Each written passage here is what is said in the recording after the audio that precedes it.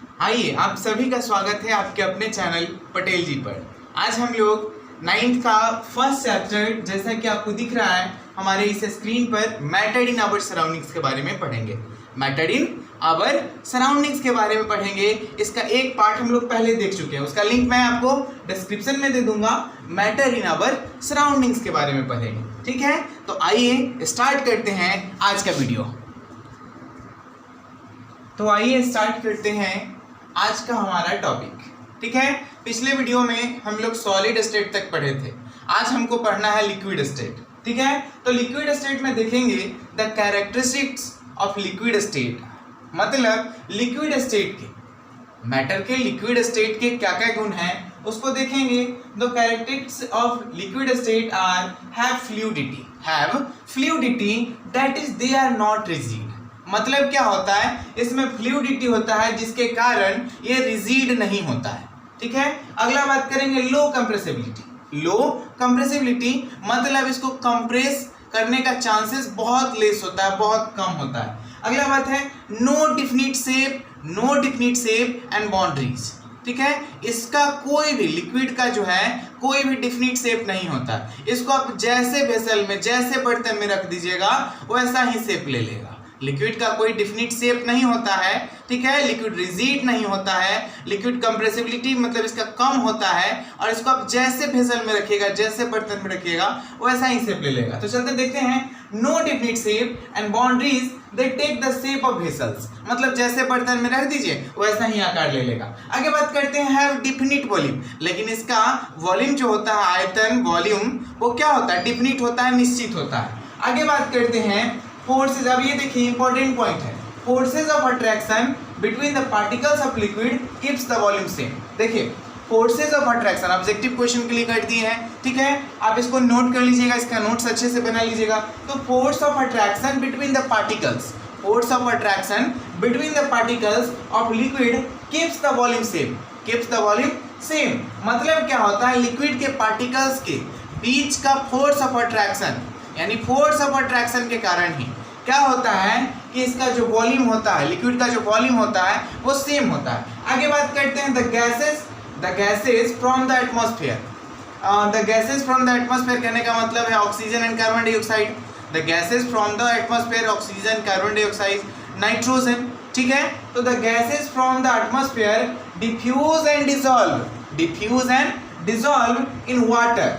The gases from the atmosphere diffuse and dissolve in water due to gases मतलब gas के कारण ही। देखिएगा the gases from the atmosphere diffuse and dissolve in water।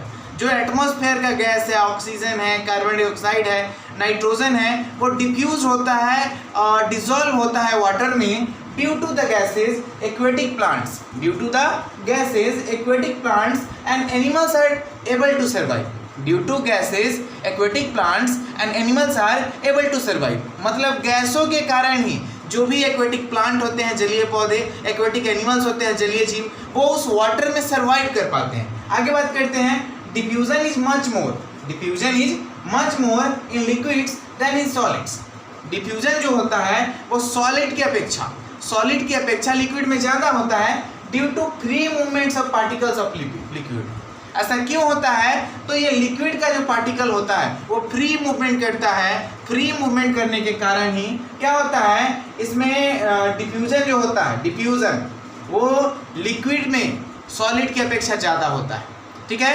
तो आगे बात करते हैं, पहले आप इसको जल्दी से नोट कीजिए, बहुत ही बेहतरीन नोट्स है आप लोग के एग्जाम प्रिपरेशन के लिए, इसको नोट कीजिए जल्दी से। आइए अब आगे देखते हैं गैसियस स्टेट के बारे में। The characteristic of gaseous state are मतलब गैसियस स्टेट के क्या गुण हैं उसको हम लोग देखते हैं। Have fluidity, have high compressibility. समझिएगा, एकदम सिंपल लैंग्वेज में समझिएगा, ठीक है। इसको रटना नहीं पड़ेगा, एकदम आसान भाषा में आपको समझ में आएगा, नहीं समझ में आने का सवाल ही नहीं। Have fluidity, have high compressibility, have fluidity, have high compressibility, have no definite boundaries, have no definite shape। समझिएगा, फ्लूइडिटी होगा, हाई कंप्रेसिबिलिटी होगा, ठीक है, लेकिन बाउंड्रीज जो होगा उसके बीच का बाउंड्रीज वो फिक्स नहीं है, ठीक है, डिफिनिट शेप भी नहीं होगा, have no definite shape, have no definite volume, और वॉल्यूम भी डिफिनिट नहीं होगा, ना शेप डिफिनिट होगा ना वॉल्यूम डिफिनिट होगा। अब बात करते हैं कुछ नोट्स की। The particles of gases, the particles of gases are free to move in any direction, hence gases can flow. Fluidity क्यों होता है, व्हाई गैसेस हैव फ्लूइडिटी, तो आंसर देंगे the particles of gases, the particles of gases are free to move, the particles of gases are free to move in any direction, hence gases have fluidity, या hence gases can flow, आपके एक question का answer मिल गया कि नहीं मिल गया, ये exercise का क्वेश्चन है, ठीक है। आगे देखते हैं, gases are substances that do not have fixed volume, gases are substances that do not have fixed volume and occupy all the volume available to them, and occupy all the volume, fix volume नहीं होता है, लेकिन उसके आसपास जितना भी volume available होगा, ठीक है, सबको घेर लेगा, सबको ऑक्युपाई कर लेगा। आगे चलते हैं, pressure of gas is the force applied, pressure of gas is the force applied on the walls of vessels, by irregular moving gas particles। समझिएगा फिर से, pressure of gas is the force, pressure of gas is the force applied on the walls of vessels, by irregular moving gas particles, इसको note कीजिए, फिर हम आपको आगे बताते हैं। चलिए अब हम लोग देखेंगे change of state of matter, change of state of matter. इसमें सबसे पहले देखेंगे change in the physical state of matter, change in the physical state of matter can be done in two ways, मतलब क्या है कि change in physical state of matter, matter के physical state में जो चेंज होगा वो दो तरीके से संभव है। सबसे पहले बाय चेंजिंग द टेम्परेचर, एक तो टेम्परेचर के चेंज होने पर, और दूसरा क्या होगा बाय चेंजिंग द प्रेशर। तो पहले टेम्परेचर वाला समझते हैं। टेम्परेचर में क्या होता है, एक तो मेल्टिंग पॉइंट का केस आता है। मेल्टिंग पॉइंट क्या होता है, तो the temperature at which a solid melts to form liquid at atmospheric pressure is called its melting point। फिर से समझिएगा, the temperature at which a solid melts to form liquid at atmospheric pressure is called its melting point। समझिएगा, MP मतलब melting point of ice is 273.16 kelvin, जिसको हम लोग 0 degree Celsius कहते हैं। melting point of ice is 273.16 kelvin, it means 0 degree Celsius. आगे चलते हैं, latent heat of fusion, the amount of heat required to change 1 kg solid। समझिएगा, latent heat of fusion, the amount of heat required to change 1 kg solid to its liquid state at atmospheric pressure is called latent heat of fusion। The amount of heat required to change 1 kg solid to its liquid state at atmospheric pressure is called latent heat of fusion। अगला बात करते हैं BP यानी boiling point। The temperature at which a liquid boils to form vapor at atmospheric pressure, मतलब वह न्यूनतम ताप या वह टेम्परेचर जिस पर क्या है कि वाटर जो है या लिक्विड जो है बॉयल होकर के वाटर वेपर बनाता है, उसको बॉइलिंग पॉइंट कहते हैं। ठीक है, अगला बात करते हैं, boiling point of water is 373 kelvin, it means 100 degree Celsius plus 273 it means 373 kelvin. फिर से समझिएगा, वह न्यूनतम ताप जिस पर कोई क्या है, जिस पर कोई लिक्विड क्या होता है, वाटर वेपर बनाने लगता है बॉयल होकर के, उसको हम लोग बॉइलिंग पॉइंट कहते हैं। तो आप इतना नोट कर लीजिए, फिर चलते हैं हम लोग अगले टॉपिक पर। चलिए आइए अब हम लोग देखते हैं लैटेंट हीट ऑफ वेपराइजेशन। समझिएगा, the amount of heat required to change the amount of heat required to change 1 kg solid to its gaseous state. फिर से समझिएगा, the amount of heat required to change 1 kg solid to its gaseous state at atmospheric pressure, ATP कहते हैं short में, at atmospheric pressure is called latent heat of vaporization, is called latent heat of vaporisation. क्या नहीं समझ में है? फिर से समझिएगा, the amount of heat required to change 1 kg solid to its gaseous state at atmospheric pressure is called latent heat of vaporization, latent heat of vaporization. आगे बात करते हैं सब्लिमेशन का। अब समझिएगा, लैटेंट हीट ऑफ वेपोराइजेशन में क्या आता है, सब्लिमेशन देखते हैं। सब्लिमेशन क्या होता है? The change of solid, the change of solid directly into vapours, directly into vapours on heating and vapours into solid in cooling. समझिएगा, the change of solid directly into vapours on heating, the change of solid directly into vapors on heating and vapors into solid in cooling without passing through the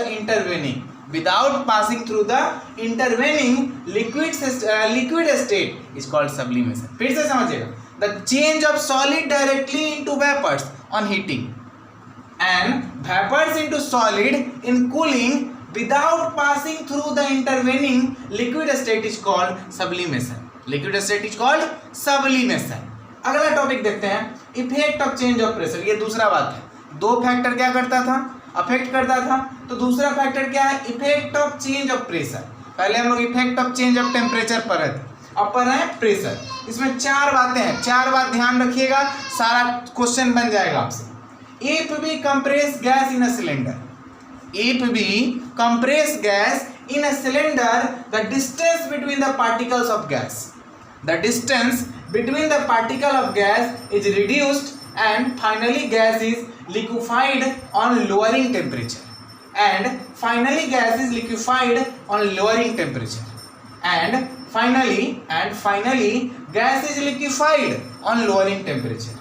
ठीक है, अगला देखते हैं, by applying high pressure the particles of gas brought close together। अगर ये अलग अलग particle है गैस का, इस पे हम लोग क्या करते हैं, हाई टेम्परेचर लगाते हैं, हाई प्रेशर लगाते हैं, तो ये एक दूसरे के काफी करीब आ जाएगा। आगे चलते हैं, dry ice is change into carbon dioxide directly, dry ice is change into carbon dioxide directly without changing into liquid when pressure is reduced to 1 ATP। जब क्या किया जाएगा, 1 एटमॉस्फेरिक प्रेशर कम कर लिया जाएगा, तो ड्राई आइस जो है बिना लिक्विड में बदले, ड्राई आइस बिना लिक्विड में बदले कार्बन डाइऑक्साइड में बदल जाएगा, बिना लिक्विड में बदले कार्बन डाइऑक्साइड में बदल जाएगा। Thus the states of matter are determined by, states of matter कहने का मतलब solid, liquid and gas, states of matter that is solid, liquid and gas are determined by temperature and pressure, उम्मीद करते हैं इतना समझ में आया होगा। चलिए इसको नोट कीजिए, फिर हम आपको आगे बताते हैं। इसको जल्दी से नोट कर लीजिए फटाफट। चलिए अब देखते हैं इवेपोरेशन। जैसा कि मैंने आपको जब इसमें मतलब चैप्टर एट अ ग्लांस बता रहा था कि चैप्टर में हम लोग क्या क्या रीड करेंगे, तो जितना भी टॉपिक मैंने पढ़ाया ना, ये पिछले वीडियो में सारा कुछ हिंट कर दिया था मैंने पहले ही। ठीक है, चलिए देखेंगे evaporation, a surface phenomena in which liquid changes into vapours, देखिए लिक्विड क्या है, वेपर में बदल जाता है at any temperature below its boiling point, अपने बॉइलिंग पॉइंट के नीचे के किसी भी टेम्परेचर पर, अपने बॉइलिंग पॉइंट के नीचे के किसी भी टेम्परेचर पर लिक्विड जो है वेपर में बदल जाता है, तो उसको हम लोग इवेपोरेशन कहते हैं। अपने बॉइलिंग पॉइंट के नीचे किसी भी टेम्परेचर पर लिक्विड जो है वह वेपर में बदल जाता है, तो उसको हम लोग क्या कहते हैं, इवेपोरेशन कहते हैं। वो वाले हिंदी में इसको बाष्पीकरण कहते हैं। चलिए आगे देखिएगा, फैक्टर्स अफेक्टिंग इवेपोरेशन, मतलब कौन कौन सा फैक्टर है जो इवेपोरेशन को अफेक्ट करता है, प्रभावित करता है। तो पहला है expose surface area. Expose surface area evaporation को कैसे प्रभावित करता है, तो देखिए, on increasing surface area of liquid rate of evaporation increases. यदि हम लोग क्या करते हैं, किसी लिक्विड का सरफेस एरिया बढ़ा देते हैं तो उसके इवेपोरेशन का रेट भी बढ़ जाता है। On increasing surface area of liquid rate of evaporation increases, मतलब जब हम लोग क्या करते हैं कि किसी लिक्विड का सरफेस एरिया बढ़ा देते हैं तो उसके रेट ऑफ इवेपोरेशन भी इंक्रीज हो जाते हैं। दूसरा बात है इंक्रीज इन टेम्परेचर। अब देखिए, इंक्रीज इन टेम्परेचर, टेम्परेचर बढ़ाने से क्या इफेक्ट पड़ता है, increase kinetic energy of particles. क्या होता है, जब हम लोग टेम्परेचर बढ़ाते हैं तो उस पार्टिकल का काइनेटिक एनर्जी बढ़ जाता है, hence rate of evaporation increases. और काइनेटिक एनर्जी बढ़ेगा तो स्वाभाविक सी बात है कि उसके इवेपोरेशन का रेट भी बढ़ जाएगा। आगे चलते हैं ह्यूमिडिटी। ह्यूमिडिटी कैसे प्रभावित करता है, when the humidity of air is low, यदि एयर का ह्यूमिडिटी कम है, इवेपोरेशन रेट इज इंक्रीज्ड, तो क्या होगा, इवेपोरेशन का जो रेट होगा वो बढ़ जाएगा। More humidity less evaporation, less humidity more evaporation, समझिएगा। यदि ज़्यादा ह्यूमिडिटी होगा, ठीक है, तो इवेपोरेशन कम होगा, यदि ह्यूमिडिटी कम होगा तो इवेपोरेशन ज़्यादा होगा। समझ में आया। आगे चलिएगा, wind. When wind speed increases, यदि हवा की रफ्तार बढ़ जाती है, rate of evaporation also increases, तो क्या होता है, इवेपोरेशन का रेट भी इंक्रीज कर जाता है। तो ये था आपका पूरा chapter matters in our surrounding. Matters in our surrounding आप लोगों को समझ में आया होगा। उम्मीद करते हैं ये वीडियो आपको पसंद आया होगा, तो इसको ज़्यादा से ज़्यादा लोगों तक पहुंचाने का कष्ट कीजिए। और अभी तक आप हमारे चैनल को सब्सक्राइब नहीं किए हैं तो प्लीज़ सब्सक्राइब कर लीजिए। आज के लिए इतना ही। आपका बहुत बहुत धन्यवाद। हमारे वीडियो पर बने रहने के लिए आप सभी का बहुत बहुत धन्यवाद। Thank you very much, thank you very much, बहुत बहुत धन्यवाद। चलिए ठीक है, फिर मिलेंगे अगले वीडियो में।